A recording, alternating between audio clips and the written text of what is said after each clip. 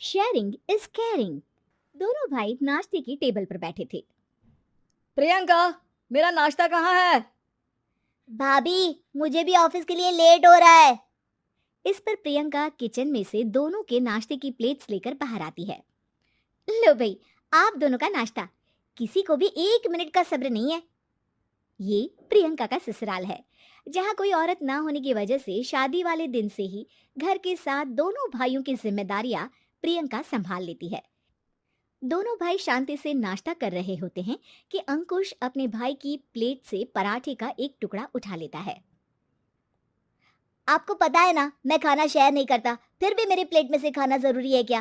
अरे हद हो गई है, मुझे नहीं खाना अब।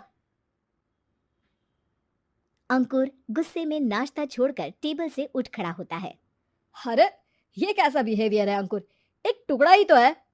एक हो या आधा, मुझे भूख लगी है तो ये सिर्फ मेरा ही है। उसे भी किसी के साथ शेयर करने बैठा तो भूखा नहीं रह जाऊंगा। अरे बाबा ठीक है, अब इस पर भी लड़ाई। दूसरा बना देती हूँ, पर प्लीज ऐसे खाना बीच में छोड़कर मत जाओ, इससे अन्न का अपमान होता है। ओ प्लीज भाभी, ऐसी कोई चीज होती ही नहीं है। आपके पास पैसे हैं, खरीदो और खाओ। अगर नहीं खाया जाए तो फेंक दो। अरे दुनिया में सब यही करते हैं। अंकुर बैग उठाकर ऑफिस के लिए चला जाता है, जिसके पीछे उसका बड़ा भाई मायूस सा घर में खड़ा रह जाता है। जिसने बचपन से सोने की चम्मच में खाया हो, उसे दुनिया के बारे में क्या पता होगा। वैसे गलती तो हमारी ही है। अगर कभी बचपन में ही सही गलत का फर्क सिखाया होता तो आज ये हाल नहीं होते। आप फिक्र क्यों करते हैं जी? भगवान है, वो जो भी करता है सबकी भलाई के लिए ही करता है, और जब वो चाहेंगे तो अपनी तरह से अंकुर भैया को भी सब कुछ सिखा देंगे। पत्नी की बात पर विश्वास कर अंकुश भी ऑफिस चला जाता है। सुबह से दोपहर होती है और अंकुर लंच करने ऑफिस के पास वाले रेस्टोरेंट में पहुंचता है, जहां वो एक साथ बहुत सारा खाना ऑर्डर कर देता है। सर, क्या कोई आपको ज्वाइन करने वाला है? नहीं तो क्यों? अब कुछ नहीं सर, ऐसे ही। वेटर चला जाता है और कुछ देर में अंकुर का ऑर्डर लेकर वापस आता है, जिस पर अंकुर सब डिशेस में से थोड़ा थोड़ा खाकर बाकी ऐसे ही छोड़कर बिल देकर चला जाता है।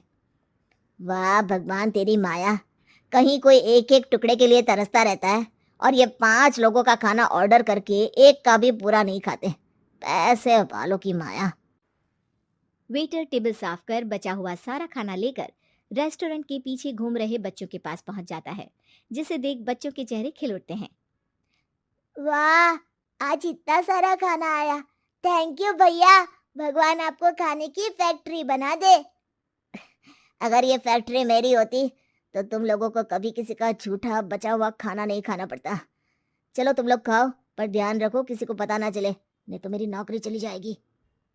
इसी के साथ दिन बीतता है और रात को दोनों भाई एक साथ घर पहुंचते हैं।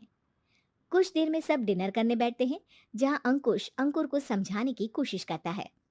अंकुर, अगर हमें लाइफ में सब कुछ मिला है, इसका ये मतलब नहीं कि तुम उसका गलत फायदा उठाओ, बल्कि तुम्हें उसकी मदद से दूसरों को भी मदद करनी चाहिए।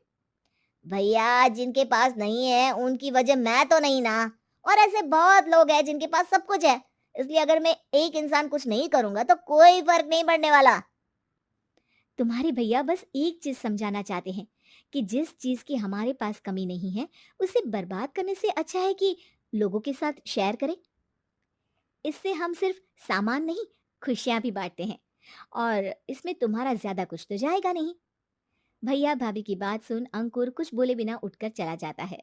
इसी तरह दिन बीतते रहते हैं, जिसमें अंकुश और प्रियंका कोशिश तो बहुत करते हैं, पर अंकुर पर किसी भी चीज का कोई असर नहीं पड़ता। एक दोपहर अंकुर सैंडविच खाते हुए सड़क के किनारे चल रहा होता है। तभी उसकी नजर आइसक्रीम वाले पर पड़ती है, और वो सैंडविच सड़क किनारे फेंक आइसक्रीम खरीदने पहुंच जाता है। अब इसे कहते हैं जिंदगी का सुख। जैसे ही अंकुर आइसक्रीम लेकर पीछे मुड़ता है, तो एक आदमी को सड़क से वही सैंडविच उठाते हुए देखता है।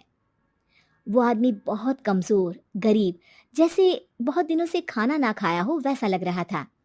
अंकुर उसके पास जाकर खड़ा हो जाता है। उसे देखकर आदमी सैंडविच अंकुर की तरफ कर देता है। आपको भी खाना है क्या? क्या हम इसे आधा आधा कर ले? मुझे बहुत भूख लगी है। वो मेरा ही झूठा सैंडविच है, तुम दूसरा खरीद कर क्यों नहीं खा लेते? इसे क्यों खा रहे हो? अरे भैया, अगर खरीदने के पैसे होते तो 4 दिन से भूखा नहीं घूम रहा होता। हैं? क्या? तुमने 4 दिन से कुछ नहीं खाया, फिर भी इस आधे सैंडविच को मेरे साथ बांटने के लिए तैयार हो गए? क्यों?